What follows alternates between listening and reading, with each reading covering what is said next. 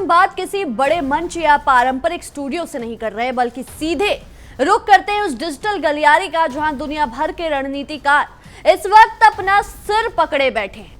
स्वागत है आप सभी का हमारे खास शो ना पाकिस्तान में, और मैं हूं आपके साथ नंदिनी सिंह। आज का हमारा ये पूरा विश्लेषण किसी आम मुद्दे पर नहीं, बल्कि एक ऐसे अभूतपूर्व दोहरे कूटनीतिक और आंतरिक संकट पर केंद्रित है जिसने हमारे पड़ोसी मुल्क की हुकूमत, सत्ता के गलियारों और रावलपिंडी के मिलिट्री हेडक्वार्टर में बैठे सैन्य आकाओं की रातों की नींद और दिन का चैन पूरी तरह से मुकम्मल तौर पर उड़ा कर रख दिया है। इस वक्त जो हालात बने हुए हैं वो इतने नाटकीय और ऐतिहासिक हो चुके हैं कि दुनिया भर के राजनीतिक विश्लेषक और अंतर्राष्ट्रीय मीडिया ये सोचकर पूरी तरह हैरान परेशान है कि वहां के वर्तमान वजीर आजम शहबाज शरीफ और देश की 3 सेनाओं के नवनियुक्त super boss field marshal Asim Munir को अभूतपूर्व चौतरफा सर्कस को सफलतापूर्वक चलाने के लिए आखिर कौन सा तमगा दिया जाना चाहिए। पाकिस्तान इस समय अपने इतिहास के ऐसे नाजुक, विचित्र और बेहद विनाशकारी मोड़ पर आकर खड़ा हो गया है जहां एक तरफ अंतर्राष्ट्रीय और कूटनीतिक मोर्चे पर उनकी बची कुची साख के सरेआम चीथड़े उड़ रहे हैं, तो दूसरी तरफ देश के भीतर उनके सबसे बड़े, भौगोलिक रूप से महत्वपूर्ण और खनिज संसाधनों से संपन्न सूबे बलूचिस्तान से लेकर गुलाम कश्मीर यानी पीओके तक चौतरफा बगावत, गृह युद्ध और पूर्ण आजादी की ऐसी भयानक आग धधक रही है जिसे काबू करना अब रावलपिंडी के जनरलों और कोर कमांडरों के बस की बात बिल्कुल नहीं है। इस पूरे आंतरिक और बाहरी महासंकट की पहली सनसनीखेज और चौंकाने वाली और परत दर परत खोलने वाली कहानी तब दुनिया के सामने आई जब पाकिस्तान के पूर्व प्रधानमंत्री इमरान खान की सगी और बेहद मुखर बहन नौरीन नियाजी ने एक हालिया इंटरव्यू में अपनी ही सेना, सैन्य नेतृत्व, जीएचक्यू और खुफिया तंत्र के खिलाफ ऐसे विस्फोटक और तीखे खुलासे किए कि रावलपिंडी के आकाओं का पूरा गुरूर, घमंड और उनकी तथाकथित ब्रांड वैल्यू पल भर में मिट्टी में मिल गई। नौरीन नियाजी ने बिना किसी डर, हिचकिचाहट या झिझक के साफ शब्दों में पूरी दुनिया के सामने ये स्वीकार कर लिया कि पिछले साल भारतीय सशस्त्र बलों ने पाकिस्तान के खिलाफ जो ऑपरेशन सिंदूर चलाया था वो रणनीतिक, सैन्य, हवाई और खुफिया मोर्चे पर जबरदस्त तरीके से कामयाब रहा। उन्होंने पूरी दुनिया के सामने ये कड़वा और ऐतिहासिक सच कबूल कर लिया कि पाकिस्तान के भीतर आज जो भयंकर राजनीतिक अस्थिरता, सामाजिक विद्रोह, गृह युद्ध जैसे हालात और कमर तोड़ आर्थिक अफरा तफरी मची हुई है वो असल में भारत के इसी ऑपरेशन सिंदूर की शानदार सफलता का सीधा, प्रत्यक्ष और अपरिवर्तनीय नतीजा है। नौरीन नियाजी का यह बयान सीधे तौर पर पाकिस्तानी सेना के मुंह पर एक ऐसा करारा तमाचा है जो सेना अब तक अपनी ही मासूम, अनपढ़ और लाचार जनता को सुबह शाम टीवी चैनलों के माध्यम से ये झूठी कहानियां सुनाकर बरगला रही थी कि उसने भारत के हमलों का डटकर मुकाबला किया था और अपनी सीमाओं की संप्रभुता की पूरी तरह रक्षा की थी। अब जरा सोचिए, जिस सेना का पूरा वजूद ही इस बात पर टिका हो कि वो दुश्मन से देश की हिफाजत करती है, उसके अपने ही घर से जब ये आवाज आए कि फौज की सारी बहादुरी सिर्फ कागजी थी, तो उस मुल्क के अवाम का अपनी सरकार और अपनी बंदूकधारियों पर से भरोसा उठना कितना लाजमी है। पाकिस्तान के प्रबुद्ध नागरिक अब सड़कों पर पूछ रहे हैं कि रक्षा बजट के नाम पर जो अरबों रुपए हर साल उनकी जेब से डाका डालकर वसूले जाते हैं वो आखिर कहां जा रहे हैं। अगर भारत के सामने आकर सिर्फ आत्मसमर्पण ही करना था, नौरीन नियाजी सिर्फ भारत की सैन्य श्रेष्ठता की तारीफ करके यहीं नहीं रुकी, बल्कि उन्होंने फील्ड मार्शल आसिम मुनीर के उस महान, सर्वोच्च, स्वघोषित और अभूतपूर्व पद की भी पूरी पोल खोलकर रख दी, जिसे पाकर मुनीर साहब आजकल हवा में उड़ रहे हैं और अपनी वर्दी पर नए तमगे सिलवा रहे हैं। नौरीन का सनसनीखेज और सीधा दावा है कि मई 2025 में भारत के साथ जो सैन्य टकराव हुआ था वो कोई देश की संप्रभुता या भौगोलिक रक्षा का वास्तविक और गंभीर मामला था, वो नहीं था, बल्कि वो तो तत्कालीन जनरल आसिम मुनीर की जनता के बीच तेजी से गिरती हुई साख, छवि और लोकप्रियता को चमकाने और उन्हें देश का सबसे ताकतवर, अपर्याय और एकमात्र मसीहा साबित करने के लिए रचा गया एक बेहद घटिया पीआर स्टंट मात्र था। आपको बहुत अच्छे से याद होगा कि भारत के इस ऐतिहासिक ऑपरेशन सिंदूर के दौरान भारतीय लड़ाकू विमानों ने पाकिस्तानी हवाई क्षेत्र में बिना किसी रोक-टोक या प्रतिरोध के घुसकर इन 11 सबसे प्रमुख, संवेदनशील और रणनीतिक एयरबेसों पर ऐसी सटीक, विनाशकारी और जोरदार दिवाली मनाई थी कि पाकिस्तान का पूरा एयर डिफेंस सिस्टम पंगु होकर केवल तमाशा देखता रह गया। इस करारी शिकस्त, रणनीतिक विफलता और ऐतिहासिक अंतर्राष्ट्रीय बेइज्जती के बाद पाकिस्तानी हुकूमत ने जो किया वो सिर्फ और सिर्फ वही कर सकते हैं। उन्होंने मैच को इतनी बुरी तरह हारने के बाद अपने कप्तान आसिम मुनीर को सजा देने या कोर्ट मार्शल के बजाय फील्ड मार्शल का सर्वोच्च सैन्य तमगा दे दिया और चीफ ऑफ डिफेंस फोर्सेस का एक बिल्कुल नया पद रातों रात बनाकर उन्हें देश के तीनों सेनाओं का सर्वोसर्रा यानी सुपर बॉस घोषित कर दिया, ताकि आम जनता का ध्यान सेना की इस भयानक नाकामी से पूरी तरह भटकाया जा सके और यह दिखाया जा सके कि मुनीर साहब ने कोई बहुत बड़ा किला फतह कर लिया हो। मतलब गजब का लॉजिक है इन लोगों का। इधर आपकी पूरी वायु सेना और हवाई पट्टियां तबाह हो जाती हैं, आपके रडार सिस्टम फेल हो जाते हैं और आपका थल सेना अध्यक्ष अगले दिन सुबह उठकर आईने के सामने अपनी छाती पर 5 नए मेडल चिपकाकर खुद को सिकंदर घोषित कर देता है। इस तरह का अद्भुत और अकल्पनीय आत्मविश्वास केवल रावलपिंडी के जनरलों में ही पाया जा सकता है, जो हार को भी एक इवेंट में तब्दील करना जानते हैं। इस अंतर्राष्ट्रीय कूटनीतिक ड्रामे, थ्रिलर और सर्कस में नौरीन नियाजी ने एक और ऐसा मजेदार और विचित्र सा दावा किया जिसे सुनकर दुनिया के किसी भी समझदार इंसान की हंसी छूट जाए।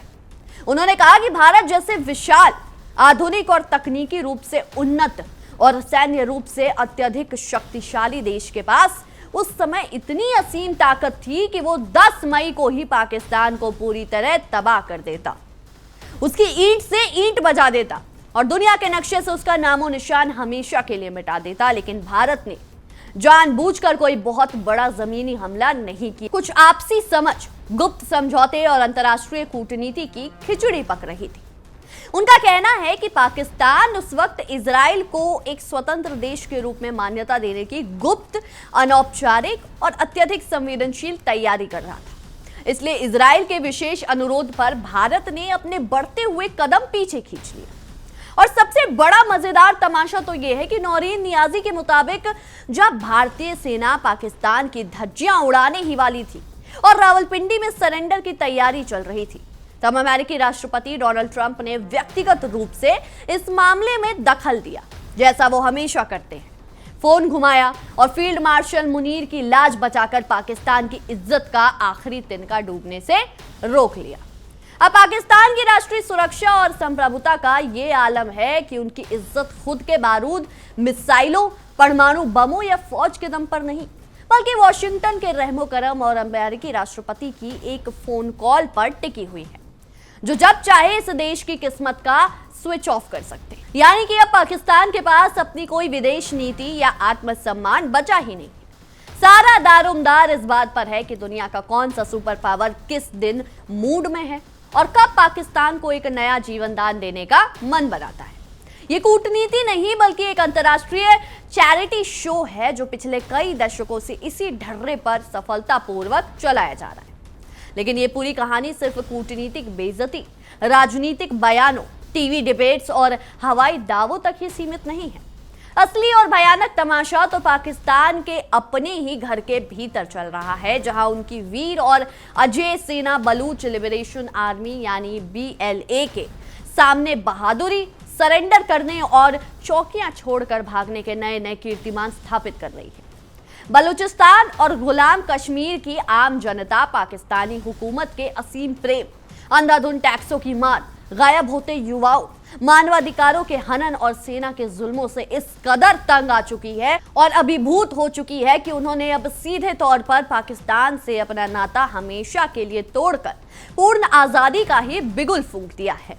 बलूचिस्तान के जमीनी हकीकतों से तो ऐसी भयावह खबरें आ रही हैं कि वहां सभी सरकारी इमारतों, कलेक्ट्रेट और स्कूलों से पाकिस्तानी झंडे जबरन उतारे जा रहे हैं और सेना के पैर पर वहां से पूरी तरह उखड़ चुके हैं। जिसने इस्लामाबाद में बैठे प्रधानमंत्री शहबाज शरीफ के माथे पर ऐसा पसीना ला दिया है जो प्रधानमंत्री आवास के किसी भी महंगे लग्जरी एयर कंडीशनर से सूखने का नाम नहीं ले रहा और वो दिन रात बैठकों पर बैठकें बुला रहे हैं। दोस्तों, स्थिति इतनी बेकाबू हो चुकी है कि बलूचिस्तान के कई हिस्सों में अब पाकिस्तानी सिविल प्रशासन का कोई नामो निशान नहीं बचा। वहां ना तो कोई टैक्स कलेक्ट करने वाला अधिकारी जा पा रहा है और ना ही किसी जज की अदालत काम कर रही है। मानो वो पूरा इलाका एक स्वायत्त जोन बन चुका है जहां इस्लामाबाद का कोई हुक्म नहीं चलेगा। इसी बीच बलूच लिबरेशन आर्मी ने एक ऐसा अत्यधिक विस्तृत, प्रामाणिक, तारीख दर तारीख और आंकड़ों से भरा हुआ प्रेस नोट जारी किया जिसने पाकिस्तानी सेना के सर्वशक्तिमान अजय रक्षक होने के पाखंडी दावों को पूरी तरह से हवा में उड़ा दिया है। बीएलए का सीधा और आधिकारिक दावा है कि जुलाई के शुरुआती 14 दिनों के भीतर ही, यानी 1 जुलाई से लेकर 14 जुलाई के बीच, उनके स्वतंत्रता सेनानियों और लड़ाकों ने पूरे बलूचिस्तान प्रांत में एक या दो नहीं बल्कि पूरे 48 घातक, सटीक, विनाशकारी और सुनियोजित हमले किए हैं। इन चौतरफा और आक्रामक हमलों ने पाकिस्तानी सेना के 40 से अधिक नियमित अग्रिम पंक्ति के सैनिक, अर्धसैनिक बल के जवान और उच्च सैन्य अधिकारी सीधे जन्नत की राह पर पहुंचा दिया है, जबकि दर्जनों अन्य गंभीर रूप से घायल होकर विभिन्न सैन्य अस्पतालों में वेंटिलेटर पर पड़े हैं या फिर अपंग हो चुके हैं। हमेशा की तरह पाकिस्तानी सेना अपनी पुरानी ऐतिहासिक परंपरा के अनुसार इन वास्तविक आंकड़ों को दुनिया के सामने आने से वैसे ही छुपाने की पूरी कोशिश कर रही है, जैसे कोई कमजोर नालायक बच्चा अपनी फेल होने वाली फाइल मार्कशीट को अपने माता पिता से छुपाने की नाकाम कोशिश करता है। लेकिन जमीनी हकीकत यह है कि बलूचिस्तान में इस वक्त पाकिस्तानी हुकूमत की प्रशासनिक चूलें पूरी तरह मुकम्मल तौर पर और बुनियादी रूप से हिल चुकी है। सेना चाहे जितने भी प्रोपेगेंडा वीडियो बनाकर सोशल मीडिया पर डाल ले, लेकिन जब हर दूसरे दिन ताबूतों में लिपटे हुए जवानों के शव पंजाब और खैबर पख्तूनख्वा के गांवों में पहुंचते हैं तो सेना का सारा झूठ बेनकाब हो जाता है। अगर इन 14 दिनों के भीतर हुए हमलों के रणनीतिक पैटर्न, भौगोलिक फैलाव और तीव्रता को और अधिक विस्तार से देखें तो यह साफ समझ आता है कि बीएलए ने पाकिस्तानी सेना की वो खातिरदारी की है जिसे फील्ड मार्शल आसिम मुनीर और उनके कोर कमांडर अपनी पूरी जिंदगी में कभी नहीं भूल पाएंगे। 1 जुलाई को मस्तूम के दश्त इलाके में सेना के एक मुख्य सप्लाई वाहन को रिमोट बम से उड़ाकर 2 सैनिकों को मौके पर ही ढेर कर दिया गया और ठीक उसी समय नोशकी और पंजगूर में सेना के राशन, ईंधन और हथियारों से लदे भारी ट्रकों को निशाना बनाकर उनकी रसद लाइन को पूरी तरह से काट दिया ताकि चौकियों पर बैठे सैनिक भूखे मरने लगे। 3 जुलाई को नोशकी के जरीन जंगल में एक बेहद शक्तिशाली आईईडी ब्लास्ट करके सेना की एक पेट्रोलिंग गाड़ी के परखच्चे उड़ा दिए गए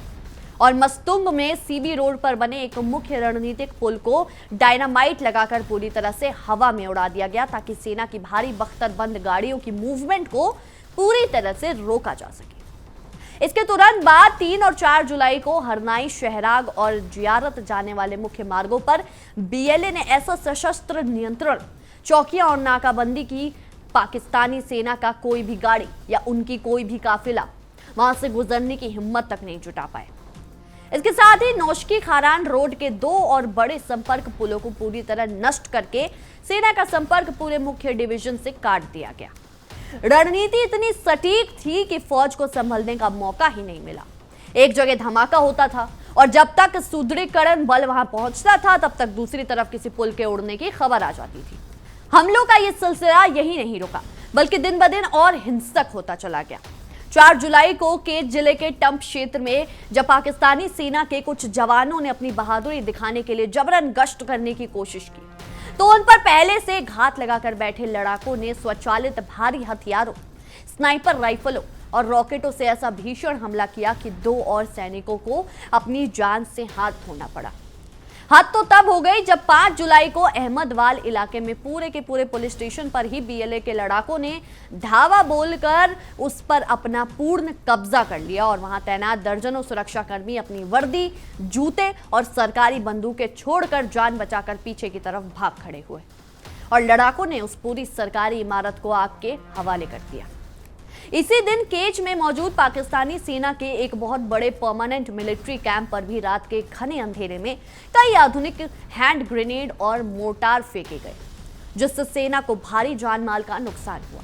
6 जुलाई को सुराब इलाके में बलूचिस्तान के कीमती प्राकृतिक खनिजों, कोयला और गैस को जबरन लूटकर पाकिस्तान और चीन के आकाओं के लिए ले जा रहे एक बहुत बड़े कमर्शियल ट्रक को बीच सड़क पर रोककर पूरी तरह से फूंक दिया गया और इस्लामाबाद को यह साफ संदेश दे दिया गया कि बलूचिस्तान के संसाधनों की मुफ्त की बिरयानी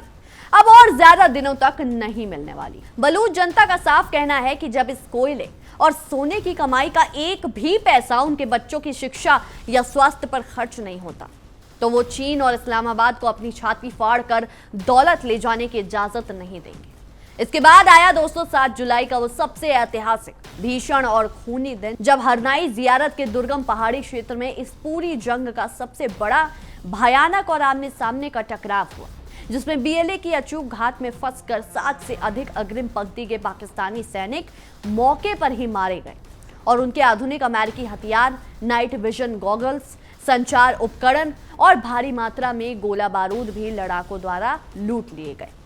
8 से लेकर 14 जुलाई के बीच के दिनों में तो बुलेदा, नोशकी, सुराब, खारान, पंजगूर और कलात समेत दर्जनों मुख्य जिलों में जैसे पाकिस्तानी राज्य, उसकी पुलिस, उसका प्रशासन और उसकी कानून व्यवस्था का नामो निशान ही पूरी तरह खत्म हो गया।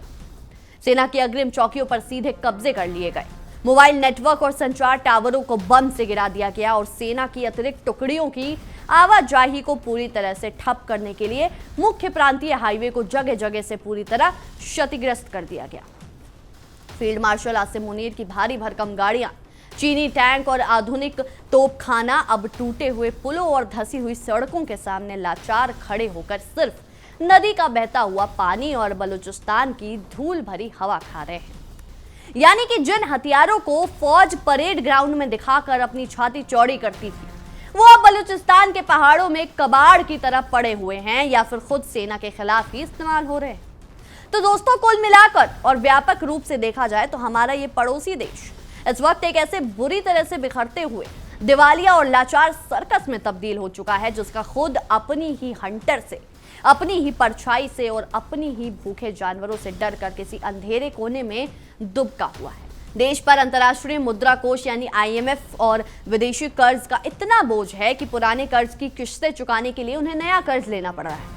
आम जनता आटे की बोरी, महंगी बिजली के भारी भरकम बिलों और बुनियादी सुविधाओं के लिए सड़कों पर रो रही है। दूसरी तरफ भारत के हाथों ऑपरेशन सिंदूर में मिली ऐतिहासिक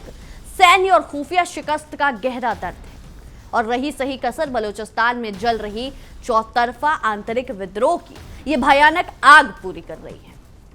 आसिम मुनीर साहब कागजों पर, सरकारी टीवी चैनलों पर, प्रेस कॉन्फ्रेंस में और फाइलों में भले ही खुद को तीनों सेनाओं के सुपर बॉस और इस मुल्क के भाग्य विदाता बने घूम रहे हैं, लेकिन जमीनी हकीकत यह है कि उनके पैरों के नीचे की जमीन पूरी तरह और मुकम्मल तौर पर खिसक चुकी है। जिस अभागे देश की लाज, संप्रभुता और अस्तित्व को बचाने के लिए सीधे अमेरिकी राष्ट्रपति की मिन्नतें, सिफारिशें और पैर पकड़ने पड़े और जिसके अपने ही सबसे महत्वपूर्ण रणनीतिक और बड़े सूबे के लोग उससे अलग होकर आजादी का जश्न मनाने लगे,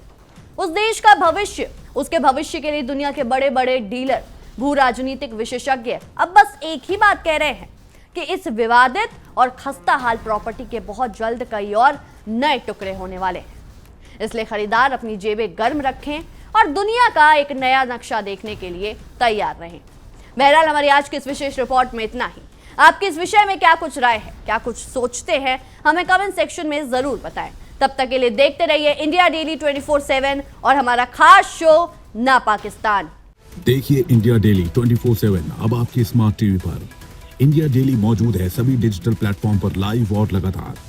इंडिया डेली 24/7 हर दिन राष्ट्र को समर्पित।